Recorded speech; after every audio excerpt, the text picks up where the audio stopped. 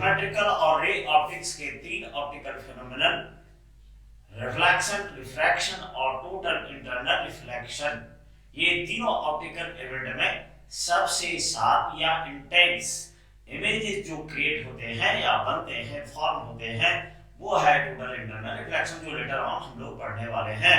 नमस्कार, मैं हूं यू प्रकाश और हम सब जुड़े हैं गाइडलाइन के यूट्यूब चैनल से। आज हम लोग डिस्कस करने वाले हैं ज्योमेट्रिकल ऑप्टिक्स और रे ऑप्टिक्स का लॉज ऑफ रिफ्लेक्शन या reflection of light and its laws, यानी परावर्तन के नियम और इसके जो what is the reflection of light, ये हम लोग जानेंगे, जिसमें से कुछ ऑप्टिकल इवेंट्स और भी जो है वो जुड़ेगा जो वेव ऑप्टिक्स से संबंध रखता है। फिलहाल समय न गवाते हुए सीधा टॉपिक के अंदर चलते हैं और ये सबसे पहला हम लोग बात जानते हैं कि what is reflection of light. Yes, bouncing back of beam of light, bouncing back of beam of light from a surface into the same medium from which it comes is known as reflection of light।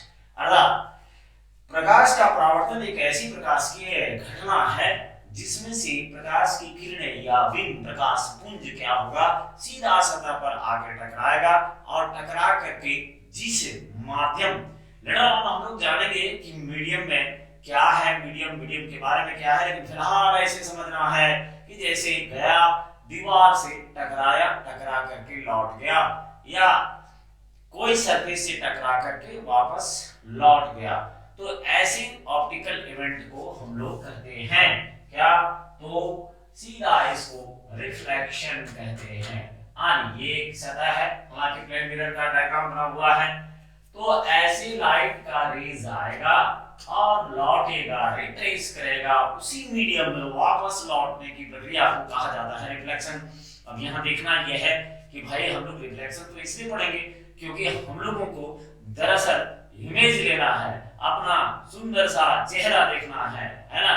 तो यहाँ देखेंगे किस तरह से reflection या बहुत सारे जो ऑप्टिकल इवेंट्स होंगे उसके पीछे बेसिक रीजन रहा है। फिलहाल तो हम लोग ये समझें कि ये सीधा लाइट रेज, यानी जो बंच ऑफ रेज जिसको हम लोग की बीम कहे हैं, पिछले लेक्चर में आप देख सकते हैं सारा टर्म बताया हुआ है, और वह रिटर्न बैक होगा, ऐसे ऑप्टिकल इवेंट को कहा जाता है क्या, reflection of light.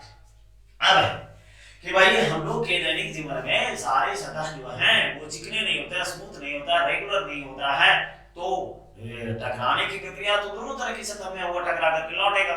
Same medium का मतलब हुआ जिस तरफ से जब गया उसी तरफ से फिर लौट आया, क्योंकि रिफ्लेक्शन में हम लोग जो है मीडियम का इम्पैक्ट होता है, वहां मीडियम के बारे में जानेंगे। अभी सीधा एकदम ऑलमोस्ट बात ये समझना है कि जैसे गया प्रकाश की किरण सतह पर टकराया और टकरा करके लौट गया।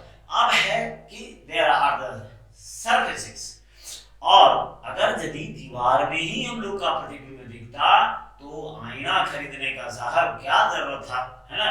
या मान लिया जाए कि एक आदमी दूसरे को खड़ा कर देता, कहता कि जरा सा रुक जाओ, हमको जो है वो अपना चेहरा देखना है, तो ऐसे नहीं होता है कि नजर मिलाओ, तो भाई हम अगर यदि नजर तुमसे मिलाएंगे तो अपना ही फेस दिखेगा ना। गौर करके देखने के बाद पता चलता है कि उसकी आंख में, क्योंकि रिफ्रैक्शन वहां इवेंट है। फिलहाल आप इतना समझिए कि अगर हर जगह रिफ्लेक्शन से इमेजेस क्रिएट होते, इफेक्ट जो है वो अगर रिफ्लेक्शन का सिर्फ और सिर्फ इमेज फॉर्मेशन होता तो आईने की जरूरत, मिरर्स का जरूरत नहीं पड़ता। तो इसका मतलब हुआ कि रिफ्लेक्शन को यहाँ सरफेसेस के नेचर के आधार पर, ऑन द नेचर, और यहाँ नेचर का मतलब हुआ रफनेस एंड स्मूथनेस, है ना, चिकनापन और रुखड़ापन of surfaces. Reflection of light is of following two types, दो प्रकार का होता है रिफ्लेक्शन ऑफ लाइट। नंबर एक रेगुलर रिफ्लेक्शन, दूसरा number irregular reflection. Regular reflection के लिए इसी को हेल्प करवाने के लिए हम लोग क्या करते हैं, मिरर को ऑब्टेन करते हैं, और मिरर के लिए एक स्पेसिफिक टर्म बताया गया था, वो था सिल्वरिंग। क्यों सिल्वरिंग किया जाता है ये भी बताया गया था। फिलहाल हम लोग यहाँ देख रहे हैं कि रिफ्लेक्शन के दो मेजर कैटेगरीज होते हैं on the natures of surfaces, roughness और स्मूथनेस के आधार पर। नाम से ही पता है कि ये रेगुलर रिफ्लेक्शन है। अब ये रेगुलर रिफ्लेक्शन किसको कहा जाता है, इसको हम लोग समझते हैं। तो चलिए सबसे पहले चलते हैं रेगुलर रिफ्लेक्शन। ये रेगुलर रिफ्लेक्शन किसको कहा जाता है? तो यहाँ साफ साफ बात पता चल रहा है कि भाई अगर सतह है ना, if surface on which beam of light falls and reflected back is a smooth band, it's known as regular reflection। जैसे यहाँ हमें एक रेगुलर रिफ्लेक्शन दिखाने के लिए स्मूथ सरफेस को दिखाया गया है, जिसमें से क्या होता है कि देखिए ये बीम जो है, बीम ऑफ लाइट है ना, बीम पेंसिल, ये सब जो है इंटरेस्ट लेके देखना पड़ेगा लेक्चर नंबर 1 में, तभी आपको पूरा बात समझ में आएगा। आधे मन से देखने से थोड़ा सा गड़बड़ हो सकता है, क्योंकि आधे मन से भगवान से भी प्रार्थना किया जाए तो फल जो है क्वार्टर भी मिल जाए तो बहुत अच्छा है। तो लेटर ऑन वहां एक बार देखेंगे तो बीम में दिखाया गया बंच होता है ना, 3 तरह के बीम बताए गए थे, एक था parallel beam, converging beam, diverging beam. तो ये सारा बात अब 1 बाय 1 आने वाला है, घबराने की जरूरत नहीं, सारा जो है वो कॉम्प्लेक्सिटी खत्म हो जाएगा। फिलहाल ये स्मूथ हैंड प्लेन सरफेस है, तो ऐसे पड़ा और रिफ्लेक्ट होकर के ये कैसे इस तरह से जा रहा है, इसके पीछे क्या वजह है, एवरीथिंग विल बी डिस्कस। जैसे आगे बढ़ेंगे तो सारा ये बात हम लोग जो है वो समझते चले जाएंगे। लेकिन एक बात यहाँ ध्यान देने योग्य है कि mirrors form images due to regular reflection. इसका मतलब हुआ कि जो मिरर्स में हम लोग इमेजेस देखते हैं, जैसे प्लेन मिरर हुआ, अरे भाई ठीक है, डिस्टॉर्टेड इमेज ही कन्वेक्स मिरर में या कन्वेक्स मिरर में देखते हैं, लेकिन देखते तो हैं। या एक प्लेन जो शीशा होता है, जहां कहीं दुकान या किसी दुकान में या मॉल में लगा हुआ रहता है, तो कंप्लीटली तो नहीं, लेकिन हाँ ब्लड इमेजेस भी दिखाई पड़ते हैं, क्योंकि वहां भी रिफ्लेक्शन होता है, लाइट का कुछ पार्ट अंदर चला गया है ना, तो वहां जो है थोड़ा सा इंटेंस इमेज नहीं होता है, इसीलिए हम लोग सिल्वरिंग करते हैं। और वो सिल्वरिंग का एक ही मुख्य उद्देश्य होता है कि जितना लाइट पड़ रहा हो ऑलमोस्ट सब रिफ्लेक्ट बैक हो जा रहा हो। लेकिन एक बात ध्यान रखना है कि ये रेगुलर रिफ्लेक्शन ही काउ बनता है, यानी अगर हम लोग नियमित परावर्तन चाहते हैं तो सरफेसेस को स्मूथ रखना पड़ेगा। दैट्स व्हाई ग्लास का जो हम लोग प्लेन ग्लास लिया और प्लेन मिरर बनाने के चक्कर में उसको क्या किया गया, सिल्वर्ट कर दिया गया। तो सिल्वर्ट करने के पीछे का यही वजह था कि टोटल जो अमाउंट ऑफ लाइट उसमें पड़ रहा हो वो रिफ्लेक्ट बैक हो जाए।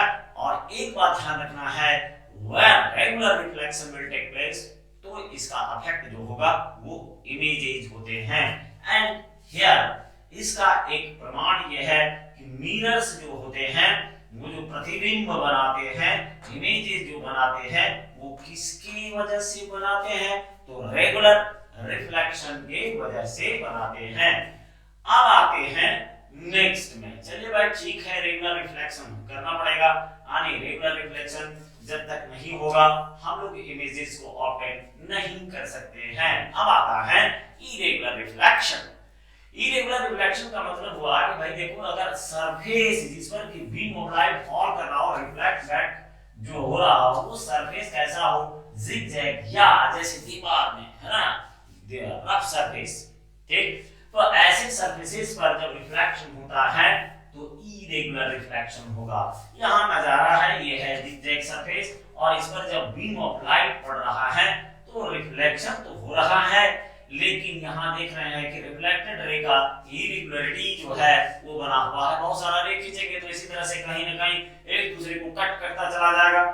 यही वजह है कि इरेगुलर रिफ्लेक्शंस जो होते हैं वो इमेजेस फॉर्म नहीं करता है। यानी रेगुलर रिफ्लेक्शन में क्या होगा कि रिफ्लेक्टेड रे जो होगा ये एक पोजीशन पर, एक पॉइंट पर, एक जगह पर मिलता है या मिलता हुआ प्रतीत होगा, वो हम लोग आगे देख लेंगे।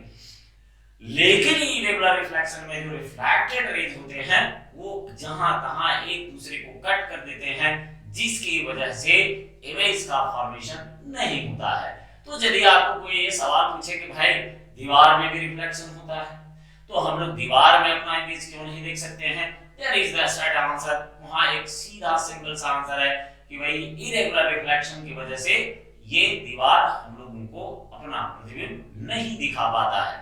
साफ हो गया। जहां भी इरेगुलर रिफ्लेक्शन होगा वहां खैर इमेजेस बनने से रहा। अब आता है, यही है, देखिए, irregular reflections do not form images. ध्यान रहे कि इरेगुलर रिफ्लेक्शन इमेज फॉर्म नहीं करता है, अर्थात यहाँ बात ध्यान रखना है, हर जगह जो है ना, आगे बहुत सारे ऑप्टिकल इवेंट्स इस तरह से आएंगे। इसीलिए आपको शुरू में एक बात बोला गया कि भाई ज्योमेट्रिकल ऑप्टिक्स में 3 इवेंट्स हम लोग पढ़ेंगे। नंबर 1 रिफ्लेक्शन, जो अब शुरू हो गया है। नंबर 2 रिफ्रैक्शन, वो बीच में रिफ्रैक्शन का ही पार्ट है, टोटल इंटरनल रिफ्लेक्शन। यानी जब हम लोग रिफ्रैक्शन पढ़ेंगे तो रिफ्रैक्शन के डेफिनेशन के बाद 4 कंडीशंस वहां ऐसे आते हैं जिसमें से एक टोटल इंटरनल रिफ्लेक्शन जो ऑप्टिकल इवेंट है वो भी आता है। लेकिन इन तीनों इवेंट्स में से अगर शार्प इमेज की बात कही जाए तो सबसे बेहतर और इंटेंस इमेज जो होगा वो अगर आपको ऑब्टेन करना है, then you have to run after the total internal reflection of light.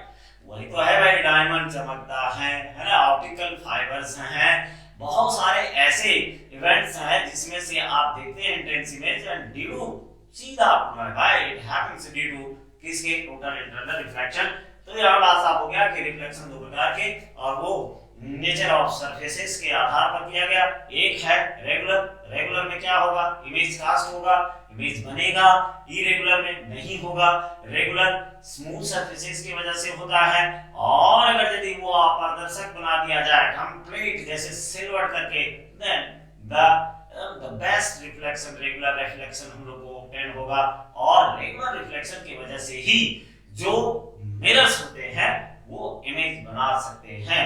Irregular reflection जहां तहां हो रहा है, दीवारों में हो रहा है, आदमी के शरीर से हो रहा है, अगल बगल जो भी ऑब्जेक्ट है वहां क्योंकि रफ सरफेसेस हैं तो वहां भी रिफ्लेक्शन जो होगा इरेगुलर होगा। दैट्स व्हाई, यही वजह है कि उस तरह की वस्तु में आप अपना अगर प्रतिबिंब देखोगे तो वो नजर नहीं आएगा। वैसे दुनिया में जो है बहुत सारे ऐसे लोग होते हैं जिनको कहीं भी अपना चेहरा नजर आने लगता है, सदाबहार, तो कहीं भी कुछ भी हो सकता है भाई, वो अपना मानसिक संतुलन पर है। तो एक साइंस के स्टूडेंट जो भी हैं, जो स्टूडेंट पढ़ रहे हैं, इस बात को समझते हैं कि क्या होता है रेगुलर रिफ्लेक्शन। और आपको अब क्लियर कंसेप्ट बैठा लेना है कि इरेगुलर रिफ्लेक्शन में इमेजेस इसलिए नहीं फॉर्म करते हैं क्योंकि यहाँ रिफ्लेक्टेड इमेज जो होता है, रिफ्लेक्टेड रे जो होता है, पॉइंट पर मिलना चाहिए या मिलता हुआ प्रतीत होना चाहिए। तो ऐसा कुछ भी नहीं है, अलग अलग पॉइंट पर ये क्या करता है, इंटरसेक्ट कर जाता है, जिसकी वजह से इमेज फॉर्मेशन नहीं हो पाता है। लेकिन इसका मतलब ये नहीं हुआ कि दीवार पर रिफ्लेक्शन नहीं होता, एकदम होगा। ठीक, आगे बढ़ते हैं। अब आता है, और ये कंफर्म हो गया कि भाई हम लोग को अगर इमेज ऑब्टेन करना है तो रेगुलर रिफ्लेक्शन के साथ जाना होगा। इसीलिए इंट्रोडक्शन क्लास में आपको एक बात बताया गया था कि देखिए, अगर आपको रिफ्लेक्शन और रिफ्रैक्शन जैसे ऑप्टिकल इवेंट से इमेज बनते हैं, हम लोग ऑब्जर्व भी करेंगे, तो उसमें से क्या होगा, एक पर्टिकुलर पोजीशन पर आपको दिखाई पड़ेगा, पर्टिकुलर डायरेक्शन में दिखाई पड़ेगा। स्कैटरिंग जो होता है वो जहां तहां आपको ऑब्जेक्ट्स को दिखाता है। इस बात को ध्यान रखना है। अब आता है, yes we are running towards the laws of reflection.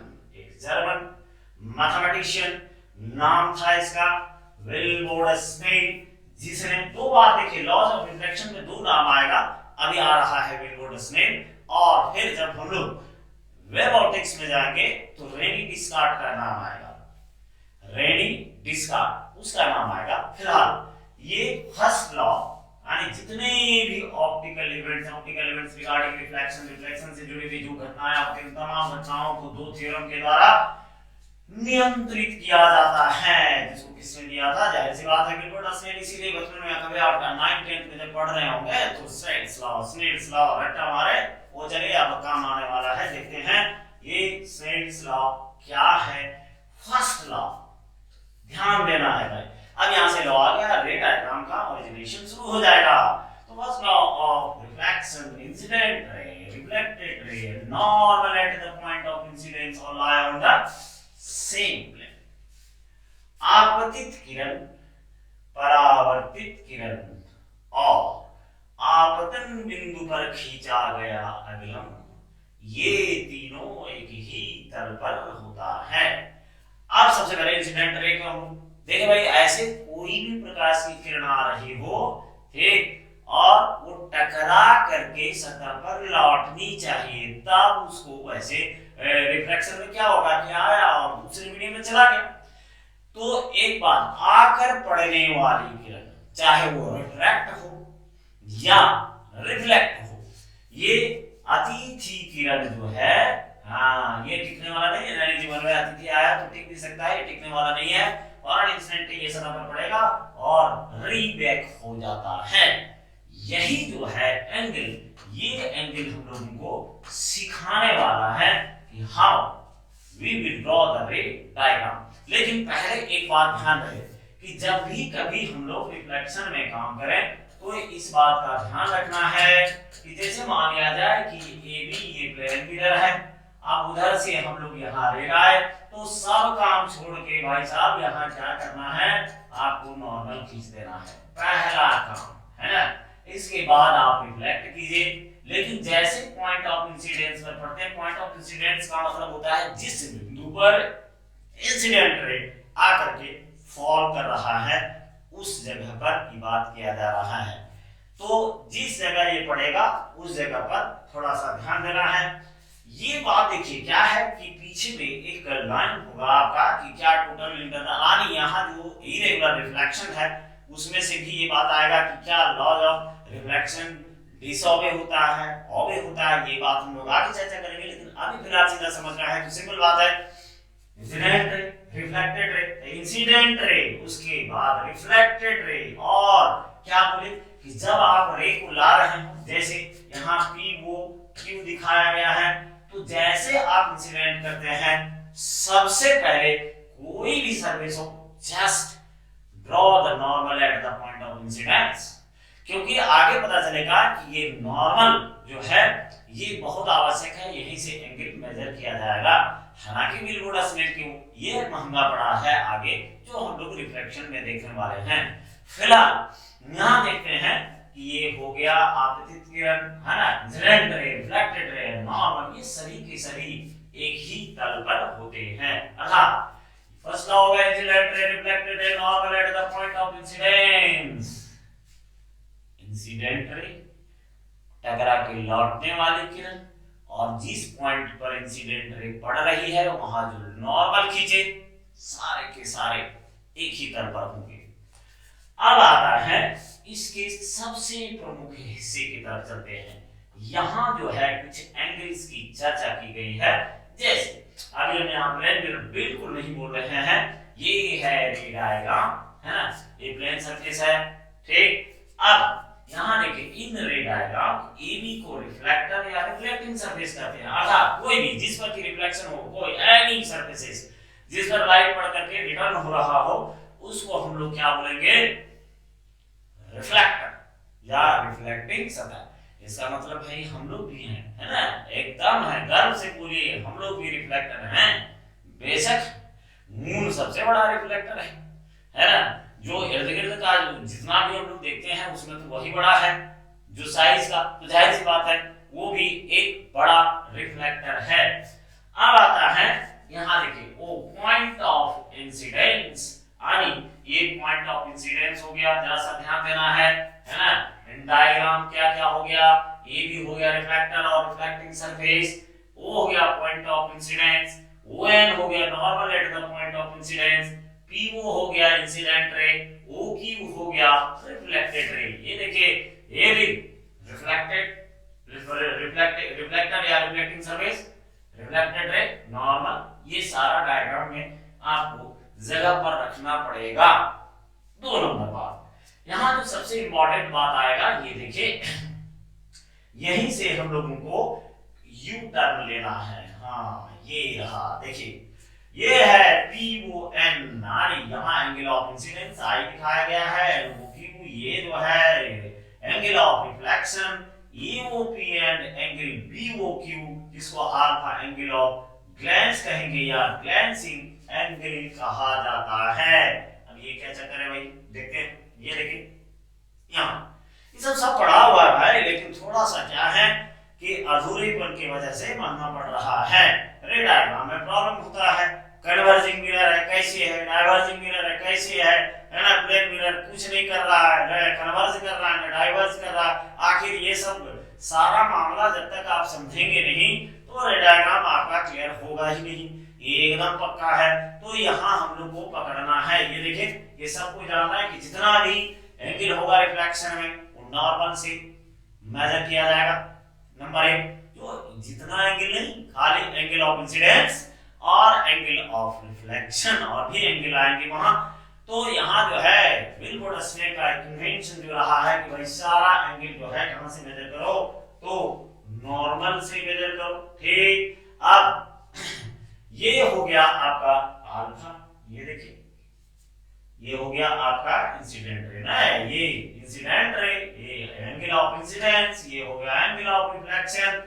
ये वाला जो एंगल है ना, ये बहुत इंपॉर्टेंट है और इसी को हम लोग बोले हैं glancing angle. Yes, it is known as glancing angle.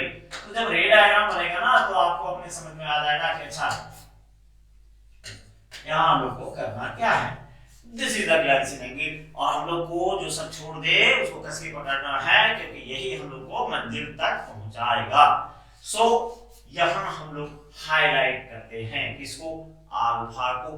क्यों, क्या वजह है कि इसको पकड़ना है? तो एक बात ध्यान रखिए कि जो सेकंड लॉ है I is equal to R, ये इसी के बदौलत हुआ है। ये देख रहे हैं ना ग्लैंसिंग एंगल, जितना एंगल पर इंसिडेंट रे पड़ेगा उतना ही ये रिफ्लेक्टेड रे यानी सतह से रिफ्लेक्टेड रे बन करके निकलता है।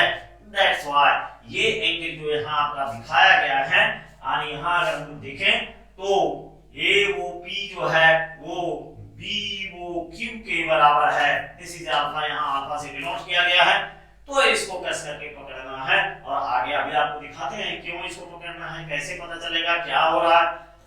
आते हैं, देखिए सेकंड लॉ में जो हम लोग यहाँ पढ़ेंगे ये सब कोई जान रहे हैं। Second law of reflection, angle of incidence is always equal to angle of reflection.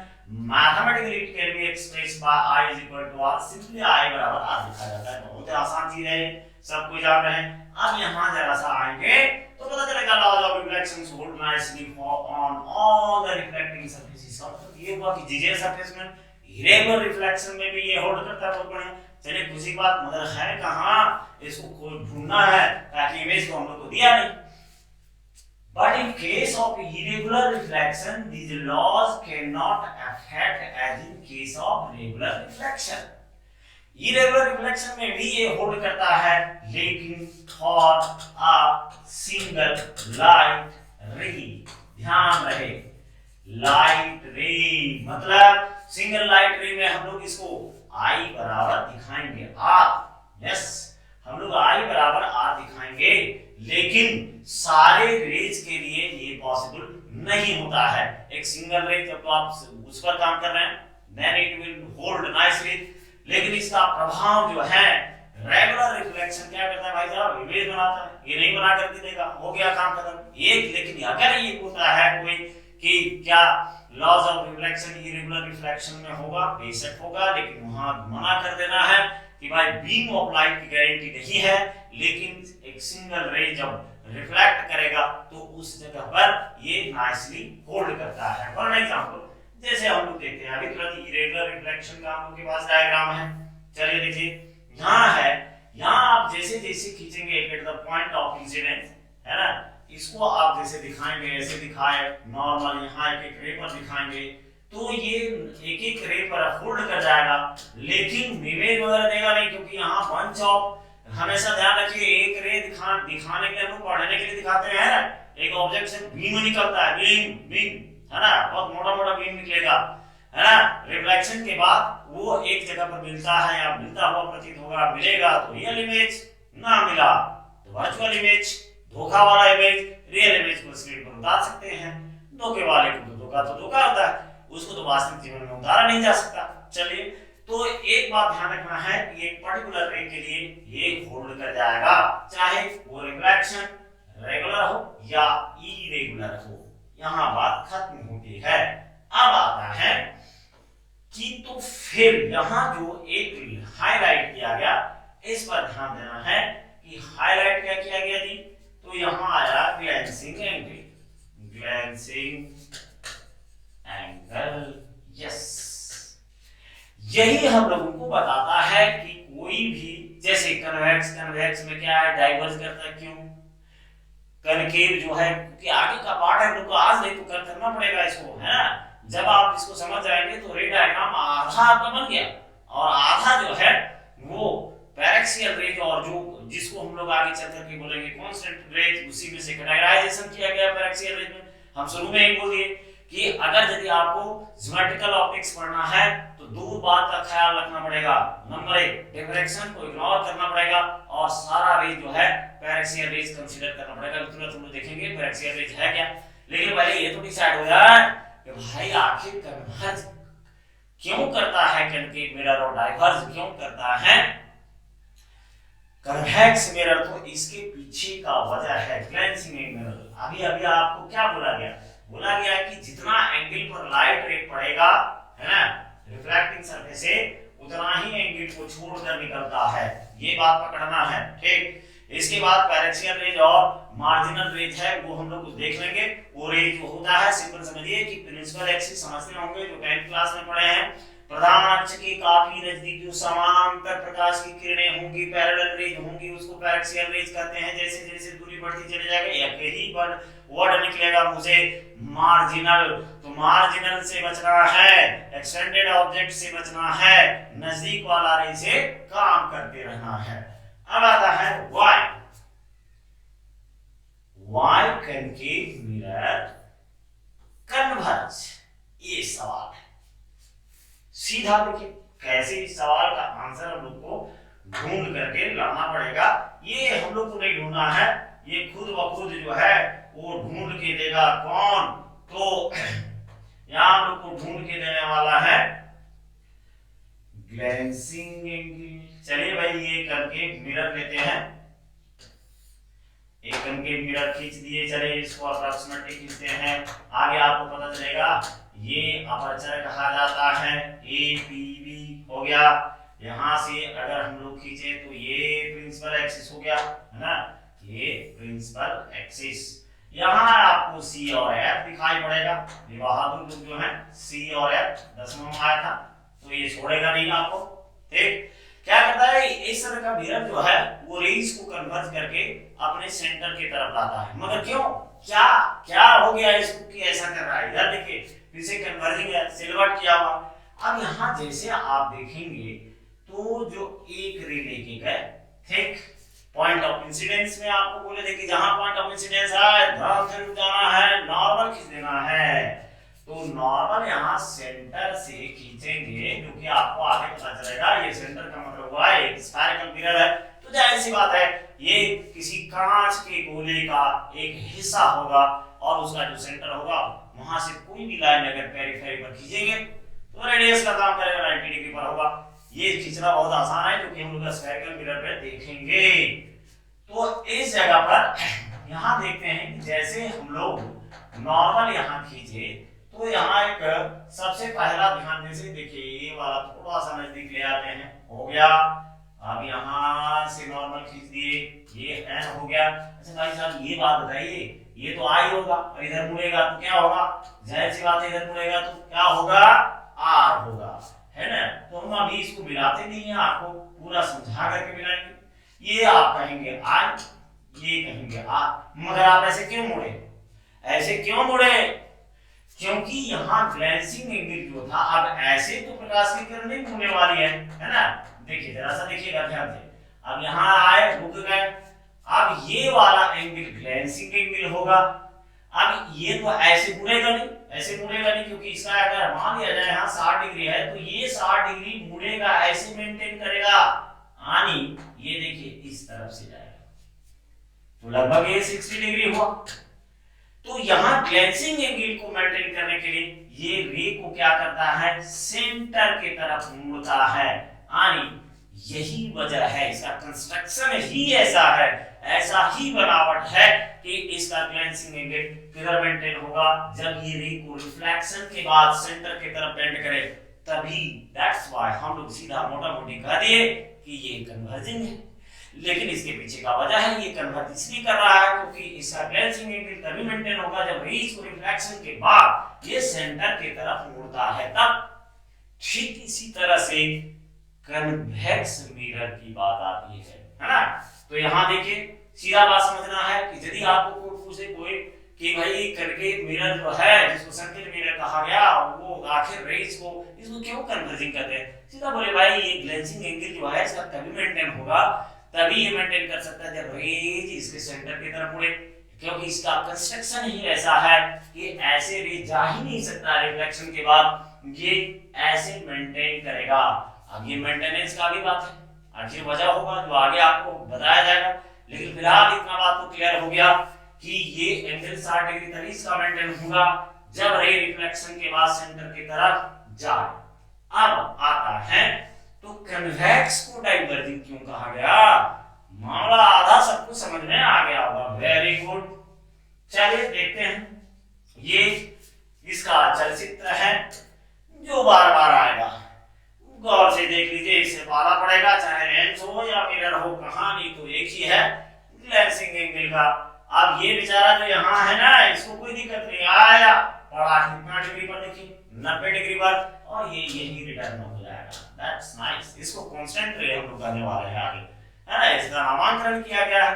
देखते हैं अब आता है कि भाई ठीक है ये तो समझ में आ गया, लेकिन अब अगर कन्वेक्स आया तो क्या कहानी है, चलिए देखते हैं। कन्वेक्स है ना, धंसा हुआ पोर्शन क्या होगा, सिल्वर्ड होगा, इसका भी नाम ये रहा ABB।